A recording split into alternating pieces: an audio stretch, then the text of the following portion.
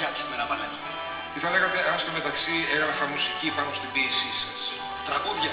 Θα σας φέρω σε λίγες μέρες να ακούσετε τη δουλειά μου. Ομολογώ πως έχω κάποιες επιφυλάξεις. Θέλω να πιστεύω πως δεν προδίδω την ποίηση. Εκτιμώ την επιμονή σας. Πιστέψτε με, αξίζει. Η μελοποίηση μεγάλων ποιητικών κειμένων θα αλλάξει την ιστορία του ελληνικού τραγουδιού. Υπάρχουν νέοι συνθέτες. Είμαι βέβαιος πως θα ακολουθήσω. Όταν είστε έτοιμος, σας περιμένω για δείπνο στην πρεσβεία. Διαθέτουμε και υπέροχο πιάτο.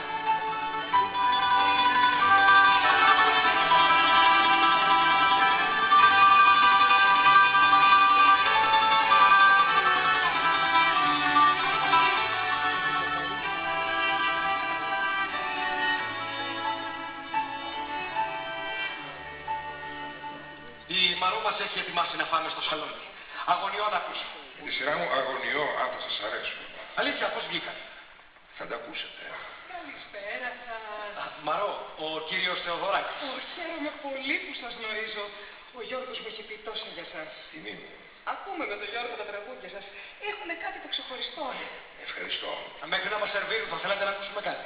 Ευχαριστώ. Ο Γιώργος έχει αγωνία.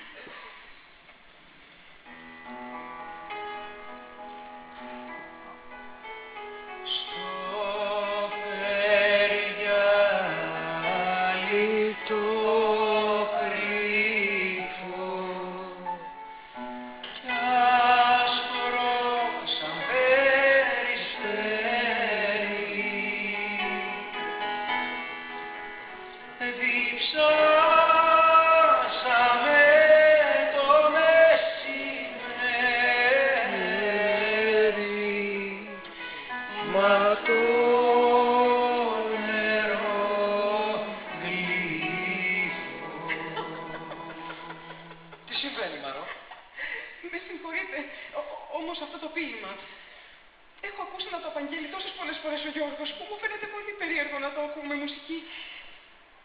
Μου αρέσει πολύ.